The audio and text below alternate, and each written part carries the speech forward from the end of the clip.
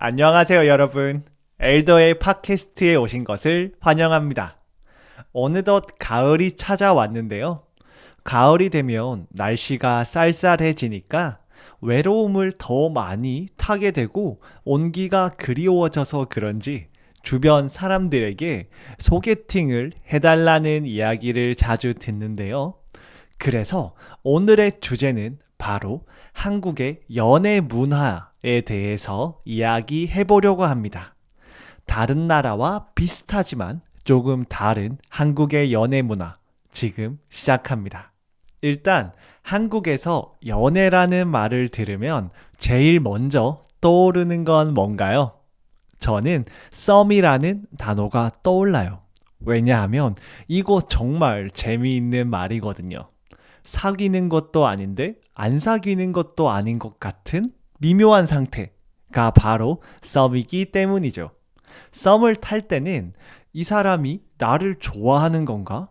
내가 더 다가가도 될까? 하는 그 미묘한 감정을 느끼는 만큼 썸을 탈 때가 어떻게 보면 연애 전에 가장 설레는 순간이기도 하죠. 그 사람의 연락을 기다리기도 하고 말 한마디와 소박한 행동에도 하루 종일 기분이 좋거나 설레기도 하거든요. 참고로 썸을 탈 때는 스킨십을 안 하는 분들도 있지만 하는 분들도 있는데요. 썸 탈 때 스킨십의 범위는 사람마다 다르지만 손, 포옹, 뽀뽀, 키스, 물론 그 다음도 있긴 한데 여튼 대부분 손이나 포옹까지 허용하는 분들이 많더라고요. 물론 진도가 빠른 분들은 그 이상도 하겠지만 네. 여튼 저는 실제로 키스까지 하는 분들을 몇 번 보긴 했어요. 그래서 제가 키스까지 한 거면 사귀는 거 아니냐고 물어보긴 했는데 키스는 했지만 아직 사귀는 사이는 아니라고 대답하더라고요. 뭐 많이 개방적인 친구라서 그런가 보더라고요. 여튼 다시 본론으로 돌아와서 이야기를 계속 하자면 저는 이제 30대여서 그런지 썸이라는 말을 들으면 20대 때와 다르게 이제는 설렘보다는 피곤하다는 생각을 해요. 왜냐면 이 사람이 나한테 마음이 있는 건가? 그냥 친구로 생각하는 건가? 그 미묘한 경계에서 늘 고민하게 만드니까요. 그리고 썸을 타는 기간에 빼놓을 수 없는 게 바로 밀당인데요. 이 밀당 때문에 썸이 더 피곤하다고 느끼는 거죠.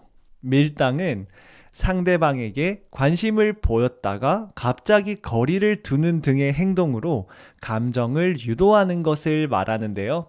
예를 들어 상대방에게 메시지를 보냈다가 일부러 잠시 답을 늦추거나 관심 있는 듯 행동하다가 갑자기 차갑게 구는 등 상대방의 관심을 계속 끌기 위해 밀고 당기는 행동을 하는 걸 밀당이라고 하는 거죠.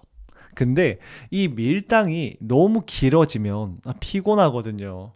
나한테 관심이 있는 건지 없는 건지 계속 고민하고 헷갈리다가 결국 스스로 지치게 되죠. 그러면 그 썸은 결국 그냥 끝나는 거죠. 그런데 이런 밀당은 확실히 30대가 되면 20대 때와 다르게 많이 없어지는 것 같아요. 뭐랄까요? 30대가 되면 연애 경험이 쌓이면서 더 솔직하고 직설적인 소통을 선호하기도 하고 밀당에 소모되는 자신의 소중한 시간과 에너지를 절약하고 싶기 때문이기도 한 것 같아요. 실제로 30대인 친구들은 상대방이 애매한 태도를 보이면 썸을 바로 끝내기도 하거든요. 그런데 여러분의 나라에도 썸 그리고 밀당가 같은 용어가 있나요? 있을 것 같기도 하고 없을 것 같기도 한데 만약 그런 단어가 있다면 다른 나라에서는 어떻게 부르는지 정말 궁금하네요. 다음으로 한국 연애하면 떠오르는 건 바로 커플 아이템이라고 생각해요. 한국에서 커플 아이템은 단순한 물건이 아니라 연인 사이의 애정을 상징하는 수단이라서 그런데요. 그렇다면 커플 아이템은 뭐가 있을까요? 제일 먼저 떠오르는 건 당연히 커플링이에요. 연애를 시작한 후 어느 정도 시간이 지나면 커플들이 보통 커플링을 맞추곤 하는데요.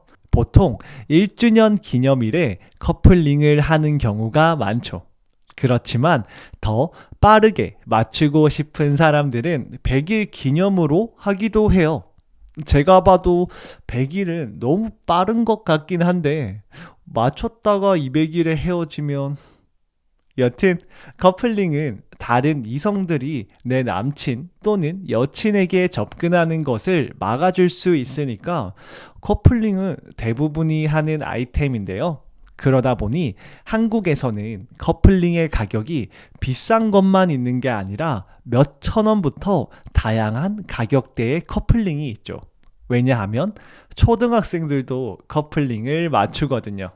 그래서 초등학생 커플들은 몇 천 원짜리 커플링을 하고 대학생이라면 반지 2개 해서 약 10만 원 정도로 맞추는 것 같아요. 이 정도로 한국에서 커플링은 보편화되어 있는 커플 아이템인데요.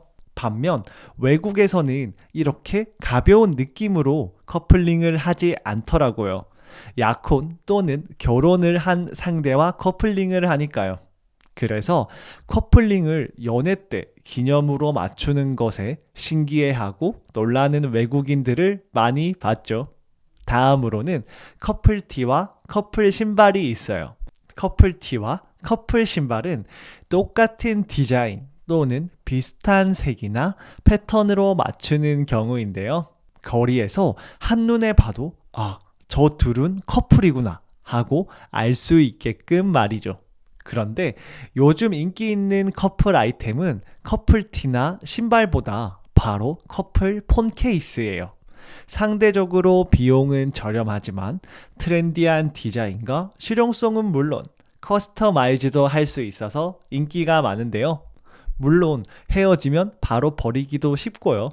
여튼 커플 폰 케이스라고 검색하면 이렇게 트렌디하면서도 다양한 스타일의 폰 케이스를 확인할 수 있죠. 커플 아이템에 대해서는 커플링, 커플티, 신발, 폰 케이스까지 간단하게 소개했는데요. 사실 이 외에도 커플 팔찌, 시계, 가방, 잠옷, 머그컵 등 다양하게 있어요. 그런데 한국에서는 커플 아이템을 왜 이렇게 맞추는 걸까요? 제가 생각하기엔 2가지 이유가 있는 것 같아요. 첫 번째로 서로의 관계를 더 확실하게 보여주고 싶다는 마음. 나도 상대방도 서로에게 더 특별한 존재임을 확인하고 싶기 때문인 것 같아요.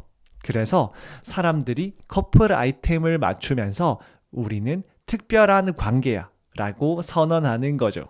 두 번째로 커플 아이템을 맞추면서 생기는 연대감이에요. 커플 아이템을 함께 사용하면 서로가 연결되어 있다는 느낌을 더 많이 받기 때문인 것 같아요. 하지만 이와 같은 커플 아이템은 모든 커플이 하는 건 아니에요. 우리는 굳이 보여줄 필요 없다고 생각하는 커플들도 있거든요. 저도 그런 성향이라서 연애 때는 커플 아이템을 거의 하지 않았는데요. 여러분은 어때요? 커플 아이템을 하고 싶으신가요?